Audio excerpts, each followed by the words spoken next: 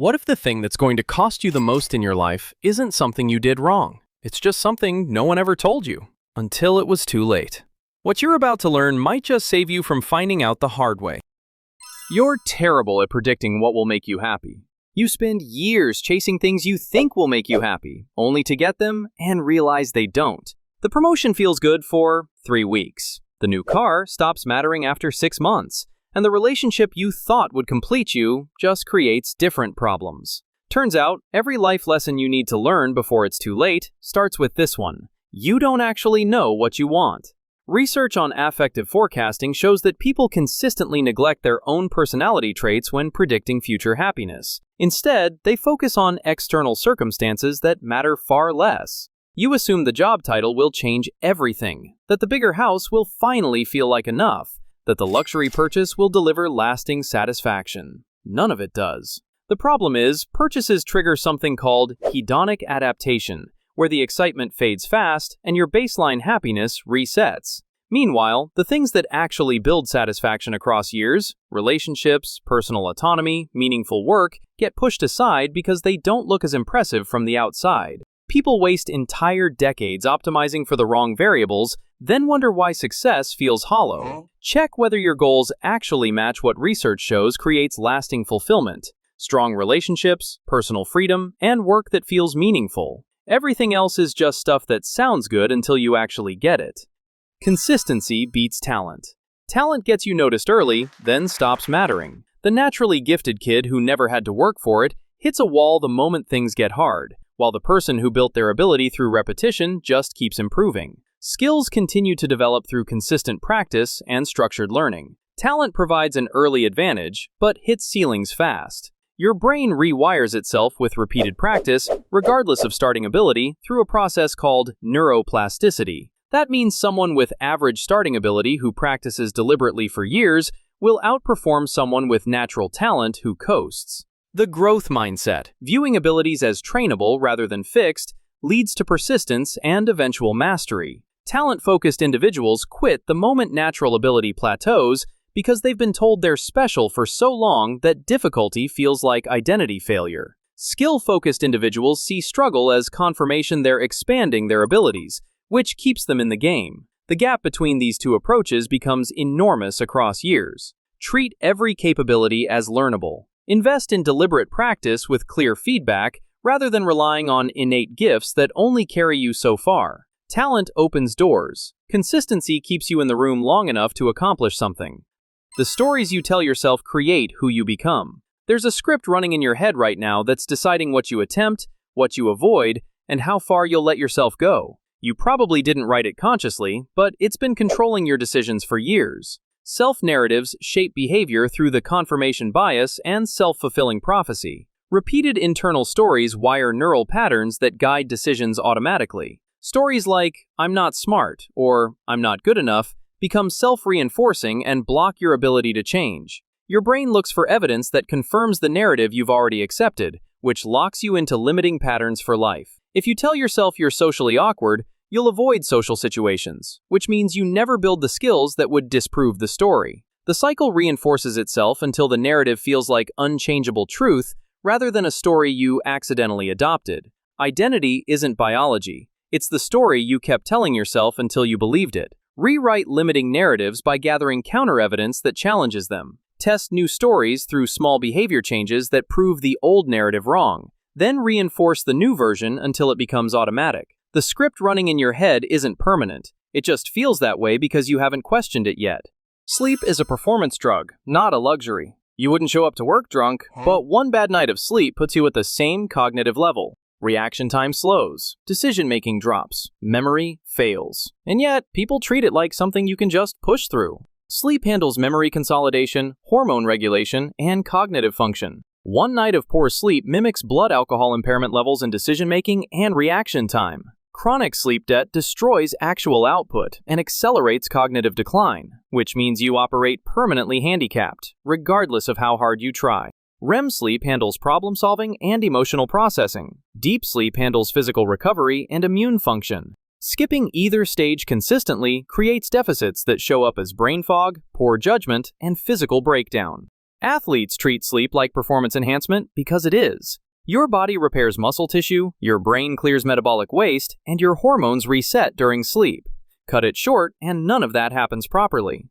Protect 7 to 9 hours nightly as non-negotiable. Optimize your sleep environment by keeping it dark, cool, and quiet, and maintain a consistent schedule even on weekends. Cutting sleep for productivity destroys the productivity you were trying to create, and the debt piles up faster than you realize.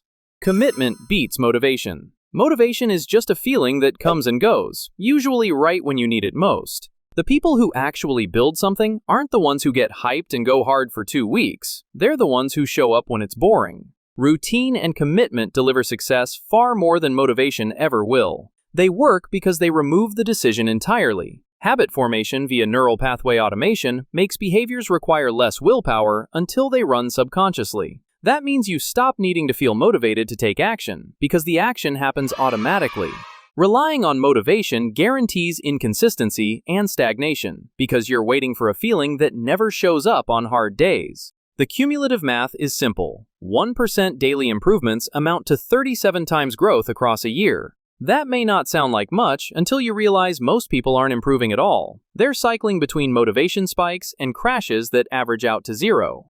Build systems and routines that function regardless of mood. Use environmental cues and habit stacking to make desired behaviors automatic. Place your running shoes by the door. Prep tomorrow's meals tonight. Remove obstacles from the behaviors you want and add them to the behaviors you don't. Motivation gets you started. Commitment keeps you going when motivation disappears.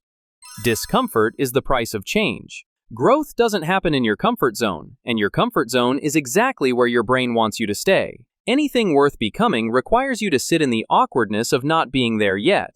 Neuroplasticity requires challenge. Brains adapt only when pushed beyond current capacity, which means dodging discomfort permanently limits your capabilities, while embracing it is the only path to expanding what you can handle. The learning zone sits between too easy, which brings no change, and too hard, which causes shutdown. Discomfort signals optimal growth. Your brain is wired to avoid discomfort because, historically, discomfort meant danger. But modern discomfort rarely kills you. It just feels bad temporarily while your brain builds new pathways. Do one thing every day that scares you just a little. Not enough to paralyze you, just enough to stretch what you can handle. Try the conversation that makes you nervous. Lift the weight that feels too heavy. Take on the work project that feels beyond you right now. Your brain will beg you to stop. Ignore it. Capability lives on the other side of that resistance, and every time you push through, your comfort zone expands. You can't outwork a broken environment. Willpower only works when your surroundings aren't actively fighting you. If your desk is cluttered, your phone never leaves your hand, and every distraction is one click away, no amount of discipline will fix what bad design created. Environmental cues override discipline. Poor workspace design drops productivity 38 to 70% regardless of effort, which means fighting your environment burns willpower daily and guarantees failure. Specific saboteurs include noise, clutter, and visible temptations that override even strong discipline. Willpower is a finite resource that depletes throughout the day. By evening, you've got nothing left, which is why people collapse into scrolling and junk food after work. Redesign spaces to make desired behaviors effortless and undesired ones harder. Remove your phone from the bedroom for better sleep. Eliminate junk food from the house. Create distraction-free work zones by removing everything that isn't directly needed for the task. Stop trying to overpower bad environments with sheer willpower. That's a losing battle. Fix the environment instead, and watch how much easier discipline becomes when your surroundings support you. Delayed gratification beats immediate gratification. You're one click away from buying something you'll forget about in a week. Waiting feels like punishment, and your brain is screaming that you deserve the instant reward. But that voice is the same one that keeps you broke, out of shape, and stuck in the same place year after year. The Stanford Marshmallow Study tracked kids who could delay gratification and found they had better SAT scores, lower obesity, and higher life satisfaction 30 years later. That one skill predicted life outcomes better than most other childhood measures. Instant gratification trades long-term success for short-term pleasure, keeping you trapped in paycheck-to-paycheck existence. Delayed choices like saving, studying, and training multiply over time. Instant choices like spending, scrolling, and coasting deplete. Your brain's reward system doesn't care about future you. It wants dopamine now, and every time you give in, you're reinforcing that the wait is intolerable. But when you resist, you're training your brain that waiting is survivable, and each successful wait makes future self-control stronger. Practice the 10-10-10 rule. Consider how you'll feel about this choice in 10 minutes, 10 months, and 10 years. If it only serves the 10-minute version of you, skip it. The voice demanding instant reward isn't wisdom. It's the part of your brain that would still be living in a cave if the rest of your brain didn't overrule it regularly. Your body keeps score of the stress you ignore. You can tell yourself you're fine, but your nervous system is keeping receipts. Every ignored deadline, every tense conversation, every sleepless night gets stored somewhere, and eventually the bill comes due. Chronic stress disrupts the HPA axis, which controls your stress response, keeping cortisol levels elevated far longer than they're meant to be. Sustained high cortisol weakens immune function, damages cardiovascular health, and disrupts digestion. Ignoring stress doesn't make it disappear. It escalates into serious health consequences that shorten lifespan and quality of life. Each ignored stressor adds to allostatic load, the cumulative wear and tear on your body until systems break down. You push through the headaches, ignore the tight chest, dismiss the constant fatigue, and tell yourself you just need to get through this and things will calm down. Meanwhile, your body is recording everything and calculating the cost. Unprocessed stress manifests physically as tension, pain, and illness that can't be dismissed as coincidence. The link between chronic stress and heart disease, autoimmune disorders, and mental health issues isn't theoretical, it's measurable. Treat stress management as essential maintenance, not optional luxury. Process stress actively through movement and therapy, and don't forget rest. Stress doesn't vanish because you're too busy to deal with it. Your body remembers what your mind tries to forget, and eventually forces the conversation you've been avoiding. Action beats overthinking. The perfect plan doesn't exist, and waiting for it just means someone else already started. You learn more from one bad attempt than from 10 hours of research. Overthinking guarantees stagnation, while action creates the data you need to actually improve. Research shows imperfect action outperforms perfect planning because doers get feedback that corrects course, while thinkers stay stuck in loops. You spend weeks researching the perfect workout routine when you could have started lifting and learned what works for your body. You delay launching the project until everything's perfect, and by the time you're ready, the opportunity's gone. The cost is brutal. Time spent overthinking could be spent learning from real-world experience, and the variables you're trying to optimize in your head won't behave the way you expect in reality anyway. The fix isn't better planning, it's accepting uncertainty. Use the 70% rule. Act when 70% confident rather than waiting for certainty that never comes. Thinking feels productive because it's comfortable. Acting feels risky because it exposes you to the unknown. But thinking only generates theories. Action generates answers. Failure is feedback, not fatal. When you fail and treat it like proof that you're not good enough, you stop trying. When you fail and treat it like information about what didn't work, you adjust and go again. Failure isn't the problem. Giving up after failure is. Every failure teaches you something: what doesn't work, where your assumptions went wrong, and which variables you didn't account for. That information is how you actually get better. You can't learn to navigate without hitting a few walls first, and the person who fails 10 times and extracts lessons from each becomes far more capable than the person who played it safe and learned nothing. High performers fail more frequently because they're testing the edges rather than staying comfortable. Failure rate doesn't predict failure, it predicts eventual success, because each attempt reveals information you couldn't access through planning alone. If you're not failing occasionally, you're not pushing hard enough to grow. Treat failure as data collection. What went well, what went wrong, and what would you do differently for the next attempt? Failure only destroys you if you let it stop you. Otherwise, it's just education that makes you harder to beat. Fail often, fail fast, fail forward, and try again.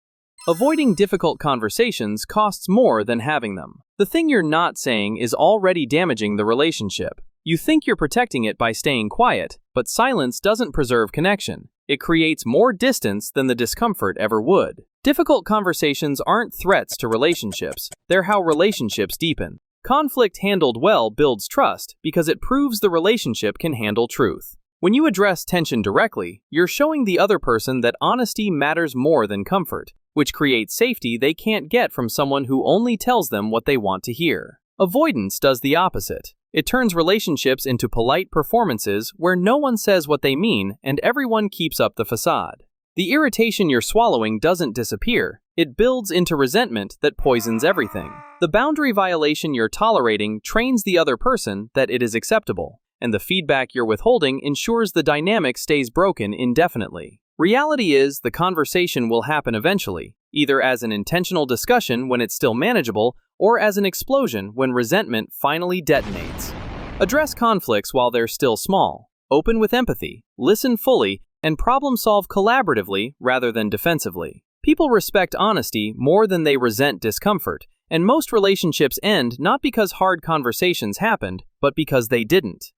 Most things aren't about you. Someone's rude to you, and you spend the next 3 hours replaying it, wondering what you did wrong. Most of the time, it had absolutely nothing to do with you. Their bad day just needed a target, and you happened to be there. If there is one lesson you must learn, it's don't take things personally. The Four Agreements by Don Miguel Ruiz teaches that everyone operates from their own belief system shaped by past experiences and current struggles. When someone lashes out or criticizes, they're revealing their internal world, their insecurities and unresolved issues, not delivering an accurate evaluation of who you are. Someone who calls you selfish is showing you how they define generosity based on their own guilt or resentment. Someone who mocks your ambition is exposing their fear of failure, not diagnosing your prospects. Taking things personally turns other people's issues into your emotional burden. Every slight becomes proof of inadequacy. Every harsh word gets stored as evidence against yourself.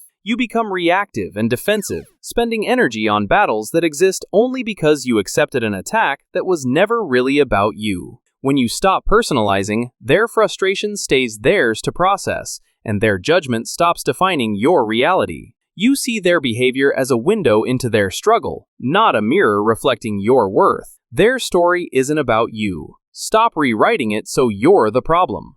You'll regret neglecting your health. Your body will let you get away with skipping sleep, ignoring exercise, and eating garbage for years. Then, one day, it won't, and by the time you notice, reversing the damage is 10 times harder than preventing it ever was. Skipping basics like exercise, nutrition, and sleep in your 20s and 30s shows up as chronic issues in your 40s and 50s that are far harder to reverse. Small daily deficits accumulate into metabolic dysfunction, cardiovascular damage, and cognitive decline. You skip workouts because you're busy. You eat convenience food because cooking takes time. You sleep 5 hours because there's always more work to get done. Your body takes it all silently for years, then presents the bill in the form of disease, dysfunction, and drastically reduced quality of life. The false trade-off says sacrificing health for career or family makes sense, but that backfires when decline forces you to stop everything. You can't achieve anything without the platform health provides, so make sure to treat it like your foundation. Schedule exercise like meetings, prep nutrition ahead of time,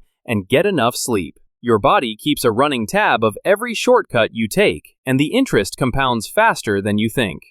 Emotional regulation beats intelligence. Smart people ruin their lives all the time because they let anger, loneliness, or excitement make decisions that can't be undone. Intelligence tells you what's logical. Regulation keeps you from doing something stupid anyway. Research shows emotional regulation predicts life outcomes more than IQ. Relationships, career advancement, and mental health stability. Emotional regulation determines success in all of them more reliably than intelligence does. That's because high IQ becomes irrelevant when emotional hijacking shuts down your prefrontal cortex, the part that handles reasoning, planning, and impulse control, and the amygdala takes over, meaning your ability to think through consequences disappears exactly when you need it most. This explains why brilliant people make catastrophic decisions. Their intelligence is offline while emotion drives the behavior. Suppression doesn't work either. Pushing feelings down doesn't mean emotions disappear. They leak out in passive aggression and resentment, or explode when you finally hit your limit. Don't just ignore your feelings. Name the emotion and write it down instead. This activates your prefrontal cortex and interrupts the amygdala's control. Once the intensity drops, revisit the situation and decide if it still warrants the response your brain demanded in the moment. Never make major decisions while angry, lonely, or euphoric. Those states pass. Decisions made during them don't. Comparison kills satisfaction. You hit a PR last week and felt great about it, until your teammate posted a faster time. Now your achievement feels worthless. That's not competitive drive, that's just letting someone else's life decide whether yours counts. Social comparison traps you in perpetual dissatisfaction. There's always someone who's better than you, who has more money, a better body, a bigger house, or a more impressive career. Even massive success feels empty when measured against others, which wastes the rewards you worked for. Comparison activates envy and inadequacy while blocking gratitude for actual gains. You stop noticing how far you've come because you're too busy measuring the gap between you and someone else. The moment you let comparison decide whether your life is good enough, you've already lost. Compare yourself to yourself instead, and compete to become a better version than you were yesterday, not a superior version to someone else. Internal scorecards tell you if you're improving. External scorecards tell you if you're winning a game that has no finish line and no prize. What gets measured improves. Weigh yourself daily, and you'll eat differently without planning a diet. Track your spending, and you'll waste less without budgeting. Measurement doesn't just record behavior, it changes it. When you write something down, it stops being abstract and becomes concrete data you can't ignore. You don't realize how much you're spending on takeout until you add it up and realize you spent $400 in 1 month. You think you're productive all week until time tracking shows you spent 15 hours on email and 2 hours on actual work. Measurement creates accountability to yourself, not through guilt, but through awareness that forces unconscious habits into the light. Studies on behavioral change show that people who track their food intake lose weight even when they're not trying to diet. The same effect shows up with spending, exercise, sleep, and productivity at work. The act of measuring creates a feedback loop that highlights what's working and what isn't, which makes problems solvable and progress visible without requiring massive willpower. Track what actually matters: spending, time use, mood, or whatever other metric affects your life. Review weekly to spot patterns and adjust accordingly. You don't need elaborate systems or perfect discipline. Just measure consistently. What gets measured improves because you can't lie to yourself about what's actually happening anymore. Most problems are solved by subtracting, not adding. When something's broken, your first instinct is to do more. Take another course, read another book, add another step to the process. But most of the time, the fix isn't adding more, but removing what's in the way. Cognitive bias research shows people automatically add elements when removing them would solve problems more efficiently. Addition feels productive while subtraction feels like giving up, but subtraction actually frees resources that addition just buries deeper. Overpacked schedules don't need better time management, they need fewer commitments. Complicated processes don't need more steps, they need simplification. Struggling relationships don't need more date nights when the real problem is unresolved resentment that needs to be removed through honest conversation. The instinct to add comes from feeling like action equals progress, but sometimes the most powerful action is just the opposite. Ask, what can I eliminate, before, what should I do? The highest performers don't do more things. They do fewer things better by removing everything that just doesn't matter. You're the average of the 5 people you spend the most time around. Your income, your habits, your health, even your mood, they're not just yours. They're highly influenced by the 5 people you spend the most time around, and most people never audit that list until it's too late. Research on social contagion shows that behaviors, attitudes, and health outcomes spread through networks like viruses. Wrong relationships drag you toward mediocrity, while the right ones elevate your ceiling for success. Spend enough time with someone and you unconsciously adopt their standards as yours. Peer groups set invisible benchmarks for income, fitness, ambition, and relationship quality, which means your social circle programs your mind whether you realize it or not. If everyone around you complains constantly, you'll start complaining. If everyone around you is building something, you'll feel pressure to build too. The effect is automatic and powerful. Take an honest look at your closest relationships. Cultivate connections with people ahead of where you want to be, and reduce time with those pulling you backward. That doesn't mean abandoning struggling friends. It means recognizing that proximity shapes identity, and if everyone around you is stagnant, you will be too. Strong boundaries are an act of responsibility, not selfishness. When you say yes to things you don't want to do, resentment builds silently until the relationship cracks. Boundaries aren't walls, they're honest communication about what you will and won't accept. Saying yes when you mean no creates hidden hostility that poisons connections. You agree to help when you're already overwhelmed. You tolerate disrespect because confrontation feels harder. You give time you don't have because saying no feels mean. Then one day, the accumulated resentment explodes and the relationship ends. Not because of one big conflict, but because of 1,000 small violations you never addressed. People-pleasing disguises itself as kindness, but it's actually cowardice. You think saying yes to everything makes you generous, but what you're really doing is avoiding the discomfort of honesty. That avoidance doesn't protect the relationship, it guarantees its collapse. When you refuse to communicate limits, the other person has no idea they're violating you until you finally snap. They can't respect boundaries they don't know exist. Strong boundaries aren't selfishness, they're responsibility. Responsibility to yourself to maintain your own capacity, and responsibility to others to tell them the truth about what you can actually give. Trying to please everyone means you please no one, including yourself. Clear boundaries let others know where you stand, prevent misunderstandings, and create sustainable connections built on honesty rather than just you silently keeping score. Listening matters more than what you say. Most people aren't really listening, they're just waiting for their turn to speak. When you actually listen, people feel it, and that feeling builds trust faster than any clever thing you could say. fMRI research shows perceived listening lights up the brain's reward system and makes people feel more positive toward you than persuasive speech. Poor listening destroys relationships and closes opportunities, while great listening builds influence without you having to work for it. The problem is, most people aren't actually present in conversations. They're either planning their response or completely checked out. You're half distracted by your phone while they're talking, or so busy preparing your counterargument that you miss their actual point. They notice, and it shuts down trust instantly. Active listening means giving full attention, reflecting back what you heard, and asking clarifying questions instead of immediately offering advice or redirecting the conversation to your own experience. Resist the urge to formulate responses while they're still talking. Let silence sit after they finish instead of rushing to fill it. Listening isn't passive. It's the most active thing you can do in a conversation, and it creates connection that talking never will. Ask for help when you need it. The people at the top aren't the ones who figured everything out alone. They're the ones who ask the right people at the right time. Refusing to ask for help doesn't make you independent. It caps your growth at whatever you can figure out by yourself. Someone has already solved the problem you're grinding on for weeks. Someone knows the shortcut you're trying to discover through trial and error. And someone has the connection you need but will never get because you're too proud to ask. Top performers ask constantly because they know their own knowledge has limits and other people's expertise fills the gaps. The resistance to asking comes from pride, fear of looking weak, or the belief that struggling alone somehow proves your worth. It doesn't. You end up overwhelmed, isolated, and stuck when one conversation could have changed it all. People aren't judging you for asking. They're usually eager to help because it validates their expertise and makes them feel needed.